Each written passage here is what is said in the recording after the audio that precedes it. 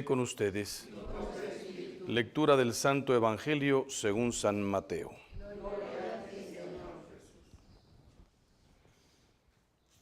En aquel tiempo Jesús llegó a su tierra y se puso a enseñar a la gente en la sinagoga, de tal forma que todos estaban asombrados y se preguntaban: ¿de dónde ha sacado esa sabiduría y esos poderes milagrosos? ¿Acaso no es este el hijo del carpintero? ¿No se llama María su madre y no son sus hermanos Santiago, José, Simón y Judas? ¿Que no viven entre nosotros todos sus hermanas? ¿De dónde pues ha sacado todas esas cosas? Y se negaban a creer en él. Entonces Jesús les dijo: un profeta no es despreciado más que en su patria y en su casa. Y no hizo muchos milagros ahí por la incredulidad de ellos. Palabra del Señor. Pueden sentarse.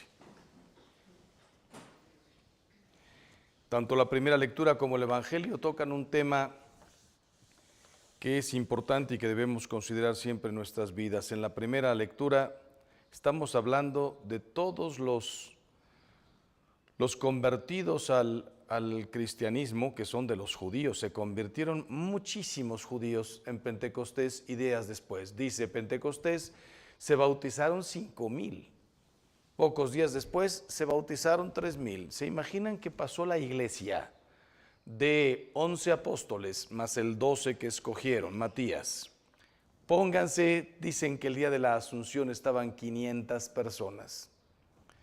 Pues es de 515 personas, contando a la Virgen, en poquísimo tiempo se hacen ya 9,000 personas, 8,000 personas.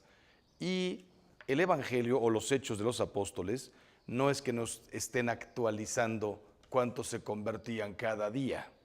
Muchísimos. Cuando alguien dice, el problema de los judíos fue que no se convirtieron, pero por supuesto que se convirtieron. Hubo muchos que no se convirtieron, hubo muchísimos que se convirtieron.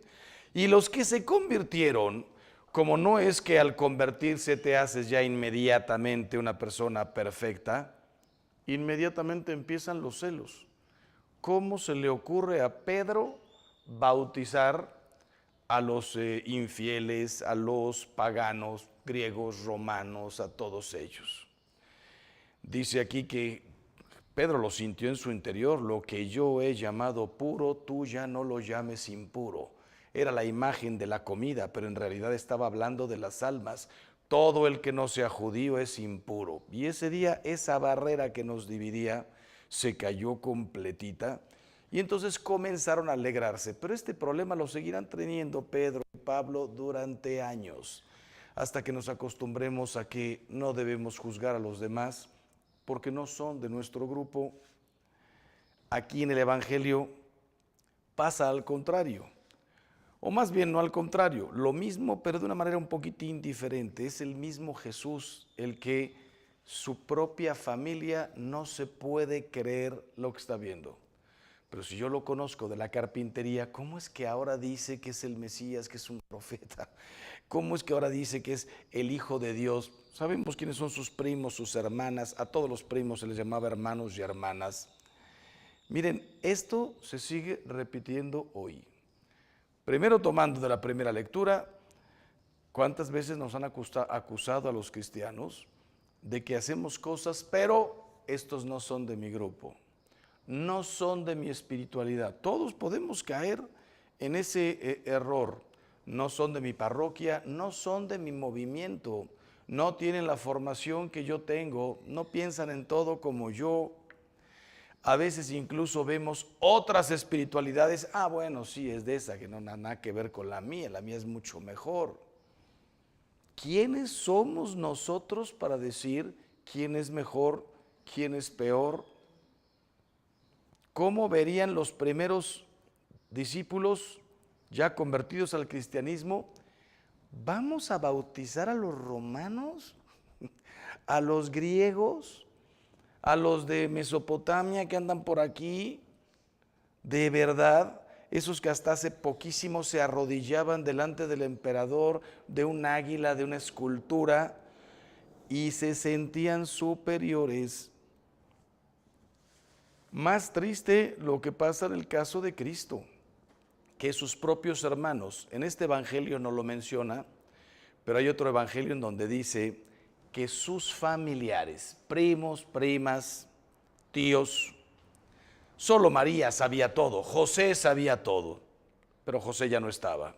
Los demás vinieron a buscarlo para llevárselo porque pensaban que estaba loco.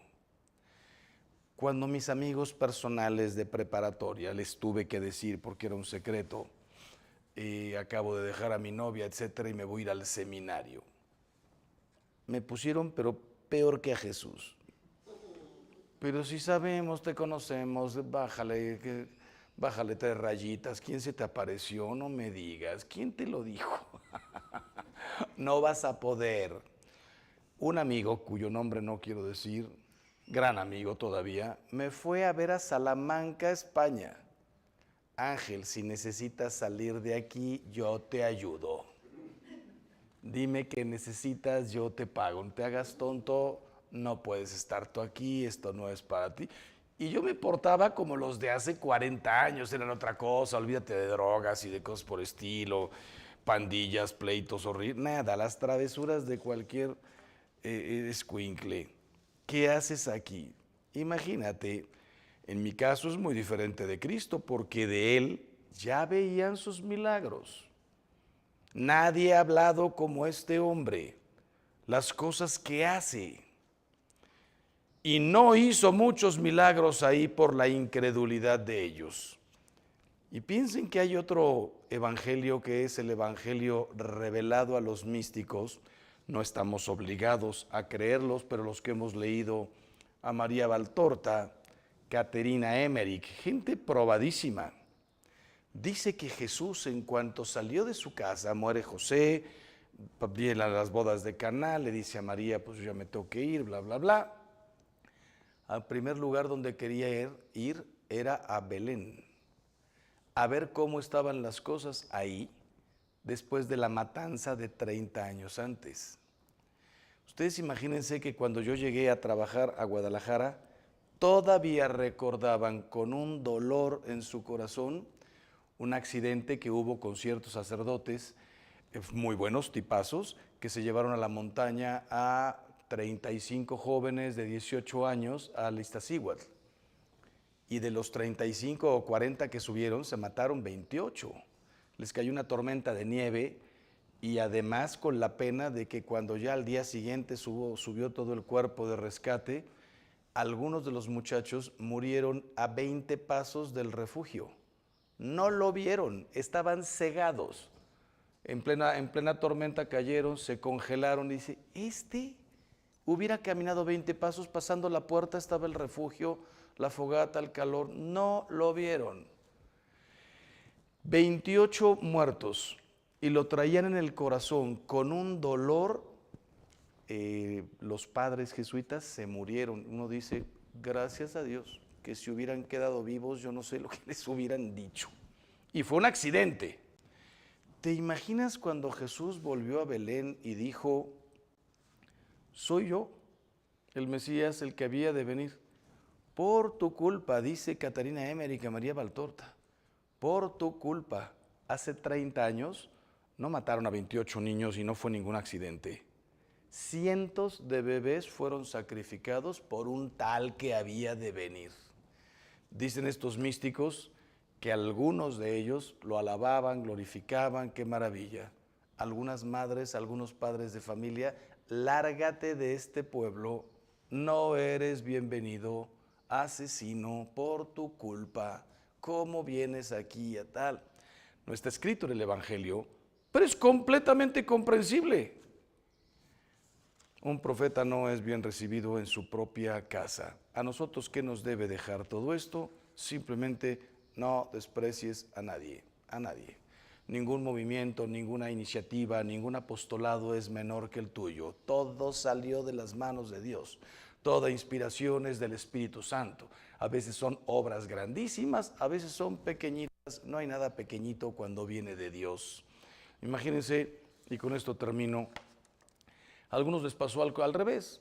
San Ignacio de Loyola. Ah, no, ese es de la casa Loyola. Venga, bienvenido, puertas abiertas. Borja, Javier, no hombre, es de la casa Javier. Venga, ayudaron con todo el dinero, los mandaron a las mejores universidades. Ellos tuvieron otro tipo de problemas de evangelización. Pero la aceptación inmediata, qué personaje, qué señorones, de qué familia. Con Jesús, un carpintero con pretensión de ser el Hijo de Dios. ¿De qué habla? Un carpintero. No desprecies a nadie. Si hubieras conocido a la Madre Teresa de Calcuta, una madrecita de este tamaño, antes de que formara su orden dirías, ¿a dónde vas? Haz una obra bonita de caridad, junta unos pesitos, pon una alcancía. Pero pretender lo que dices que tienes en la mente, Dios con los más pequeños hace las cosas más grandes. Con una virgen de 14 años en el pueblo más feo del mundo, vino el autor de la vida. Imagínate que no puede hacer.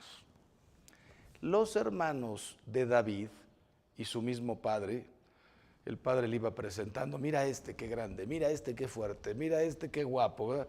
Y dice Elías, o el que fuera ahí, falta uno. Ah, bueno, es David, pero está en el campo, ese cuida ovejas. No nos sentaremos a comer hasta que venga. Y cuando llegó, el Espíritu le dijo, levántate, úngelo, es este. ¿Cómo se habrá quedado el papá y los hermanos? ¿Qué le vieron a este? Dios ve el corazón.